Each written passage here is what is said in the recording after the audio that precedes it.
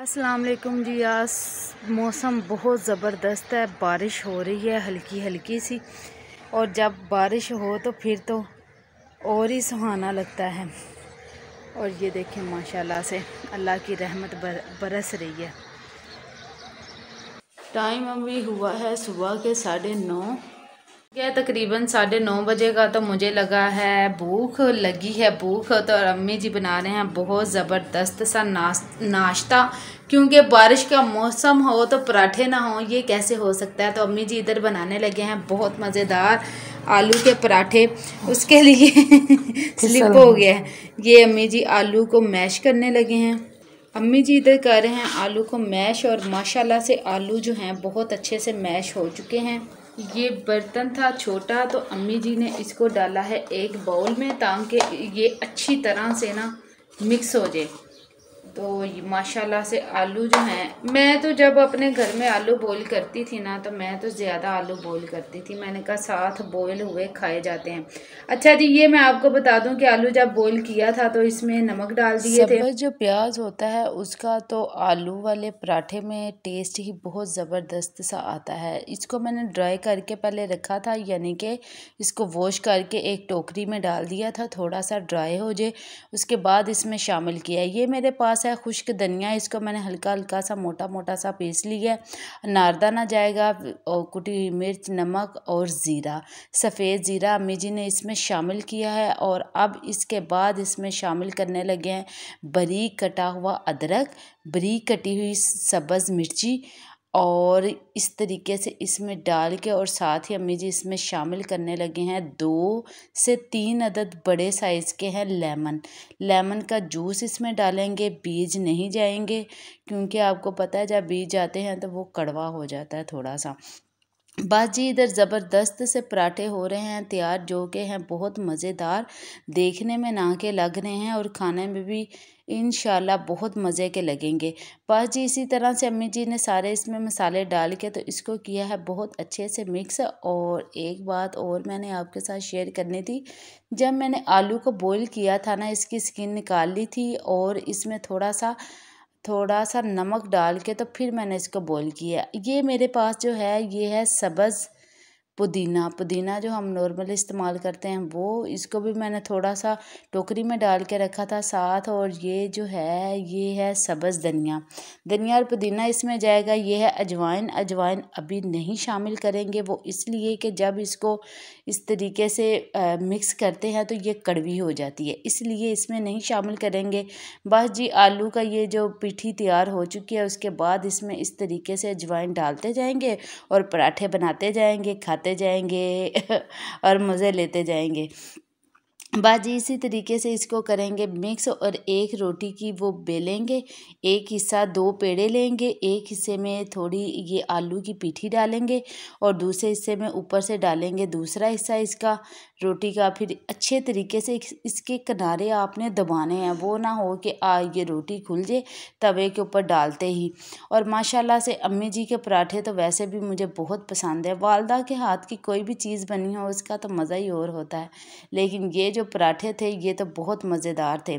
और बस जी, मौसम भी इतना अच्छा था और जो थे पराठे वो तो लाजमी थे। ठंडा मौसम हो, पकोड़े समोसे और ये पराठे बहुत अच्छे लगते हैं। ऊपर से लगा रहे हैं अम्मी जी देसी घी के आलू के पराठे बने हों तो वो नाश्ता मैं कहती हूँ क्या ज़बरदस्त होता है। आप दोपहर में भी खा सकते हैं, लेकिन ये थोड़ा नाश्ता हो चुका था लेट, ज़ाहिर सी बात है इसको तैयार करते वक्त थोड़ा टाइम लगता है।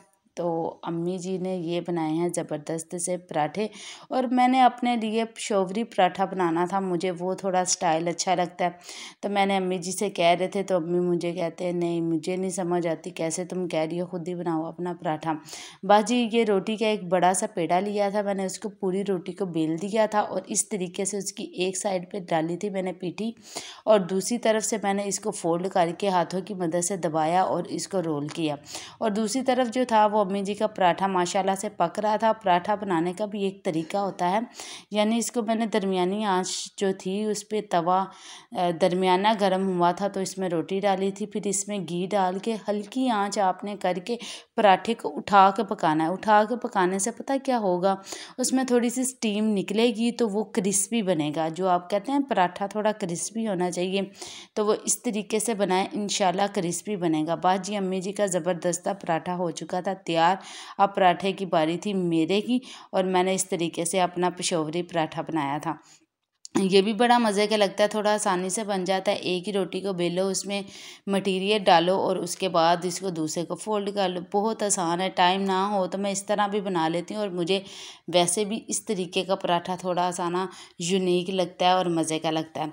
बस जी हल्की आंच पे मेरा जो पराठा था वो हो रहा था तैयार, और अगर पॉसिबल होता ना तो मैं आपको टेस्ट कराती ये कितना मज़े का पराठा है। और पहले तो मैं पराठा बिल्कुल नहीं खाती थी, जब इस तरीके से बनाते तो फिर तो खाना ही था। बस जी यहाँ पे थोड़ा सा मटेरियल इसका बच गया था, इसको वेस्ट नहीं करना, अपने बोल में डाल के फ्रिज में रखे।